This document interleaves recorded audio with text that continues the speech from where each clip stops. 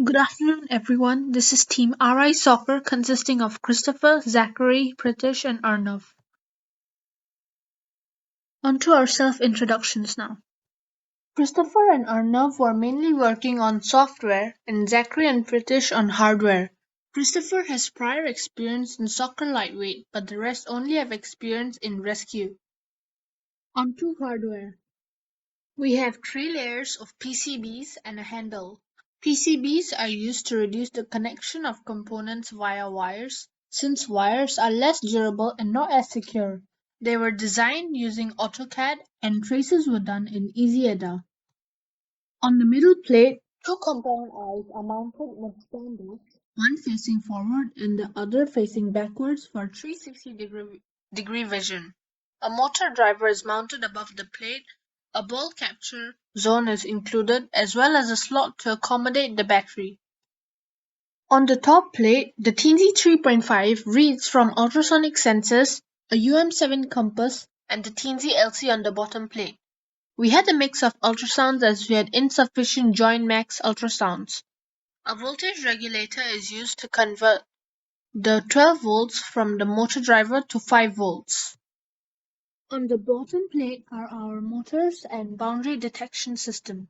A red LED ring illuminates the field for the temp 6000 light sensors to detect. The TNCLC reads from the 12 temps and outputs a direction via serial to the TNC 3.5 if a boundary is detected via a serial port. Onto our software.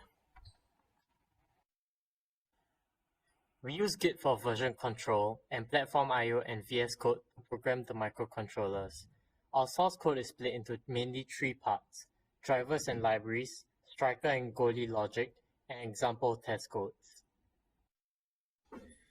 Our test code ran on the microcontrollers and targeted specific hardware.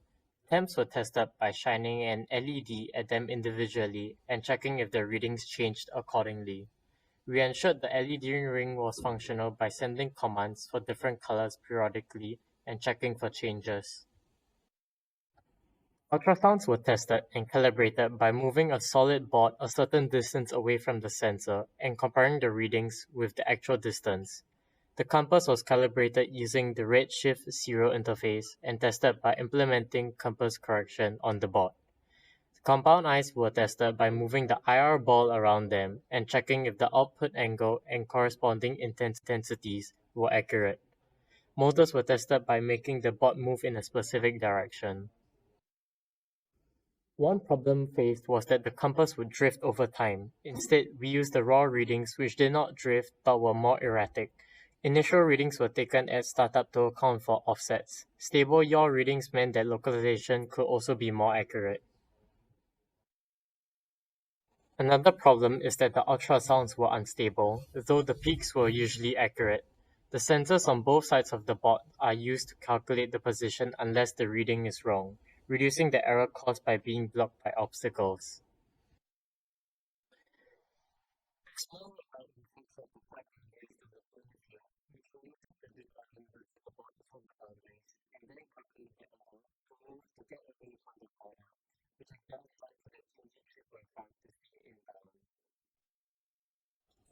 For ball tracking, the distance is estimated using the highest intensity and the angle is calculated using the channel with said highest intensity and interpolated between the two adjacent sensors.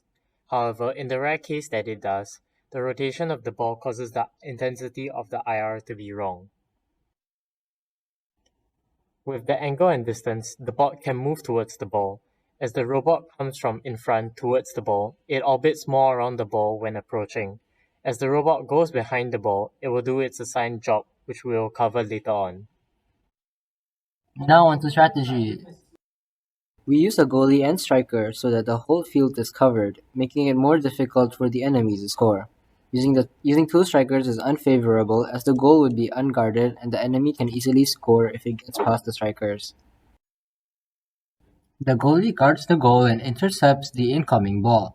It only moves on the x-axis to stay in front of the ball. As seen from the video below, the robot either rebounds the ball off course away from the goal, or in special cases where the ball lands into the ball capture zone, pushes the ball forward slightly, in theory towards the striker.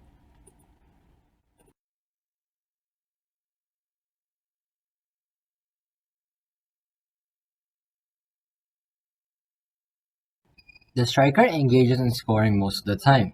It can receive the ball from the goalie when the goalie pushes it forward, or it can intercept the ball on the field and rush towards the goal.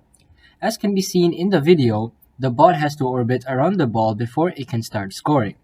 This has led to a situation where it overcorrects the orbiting, causing it to orbit back and forth behind the ball without capturing it.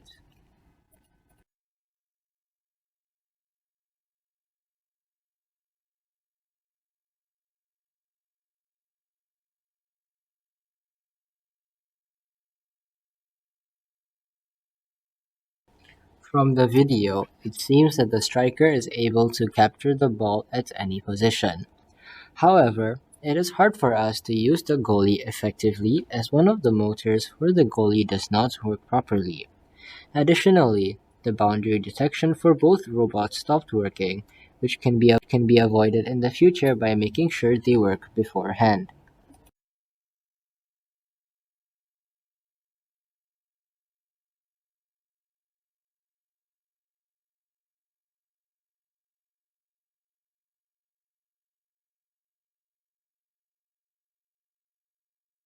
As can be seen in the video, the striker is effective in capturing the ball and trying to score in the goal.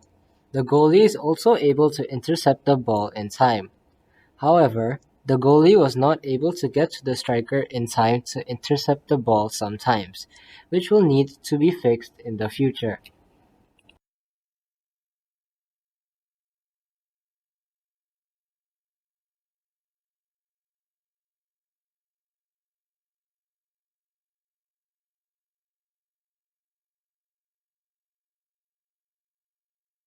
On to the technical challenge. The bot decides which side of the field it is on and moves behind the obstacle to try to detect the ball. It then tries to capture it and curve around the obstacle to get to the goal and score. Unfortunately, our boundary detection stopped working and we did not have enough time to fix it. We will make sure that every part of the bot works next time. Additionally, the bot hit the obstacle quite a few times, which can be avoided by adding a camera, which helps with localization and aiming too.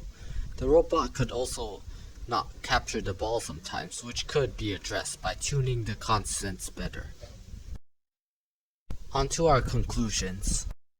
Over the course of this competition, we realized the importance of time management and learning to move on and not dwell on something for too long. We only began work in October, as examinations made it difficult to start work earlier. We had initially planned to redesign the bot, but the delays and slow start we had ultimately prevented us from doing so.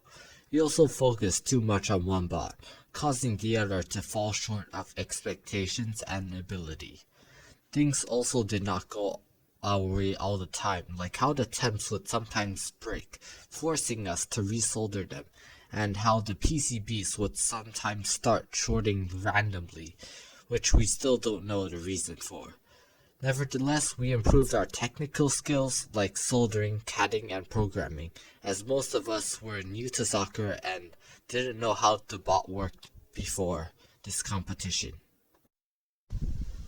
There are a few improvements we'd like to make for hardware. Firstly, the I2C bus sometimes hangs during testing, which may be due to barely working hardware.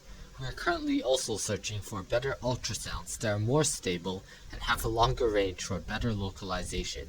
We plan to add a sensor for detecting ball captures rather than to go on ball intensity alone.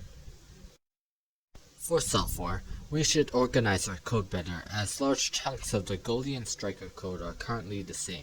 We also can add a boolean which we manually set. In addition, we want to also improve our localization and confidence calculation to account for obstacles more accurately. We should also make better use of the goalie, so that it can do more than just defend a goal. Thank you.